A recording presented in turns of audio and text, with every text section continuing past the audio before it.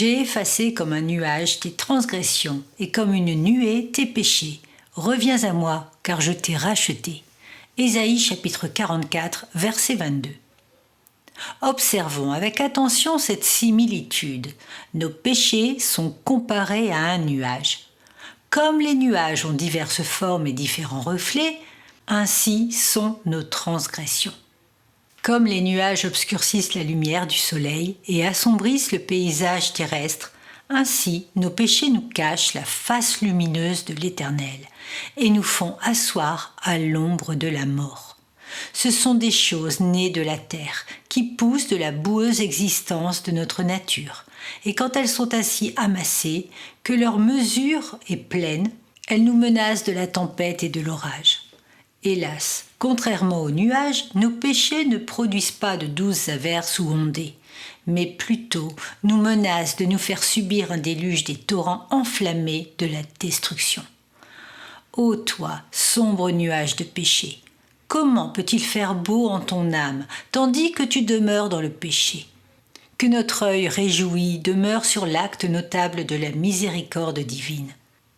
Dieu lui-même apparaît sur la scène et la divine bienveillance, au lieu de manifester sa colère, révèle sa grâce. Tout de suite et pour toujours, il enlève effectivement le dommage, non pas en chassant le nuage, mais en l'effaçant de notre existence une fois pour toutes. Contre l'homme justifié, le péché ne peut rien ni rien laisser après. La grande transaction de la croix a éternellement enlevé ses transgressions. Au sommet du calvaire, le grand transfert, par lequel le péché de tous les élus a été pour toujours écarté, a été complètement et effectivement accompli. Pratiquement, puissions-nous obéir à l'appel de la grâce. Reviens à moi. Pourquoi les pécheurs pardonnés vivraient-ils loin de leur Dieu ? Si tous nos péchés nous ont été pardonnés, que la crainte de la loi ne nous retienne pas pour nous empêcher de nous approcher avec assurance de notre Seigneur. Que les rétrogrades déplorent mais ne persévèrent pas dans leur voie. Luttons vaillamment pour nous approcher et avoir la communion la plus intime avec le Seigneur par la puissance du Saint-Esprit.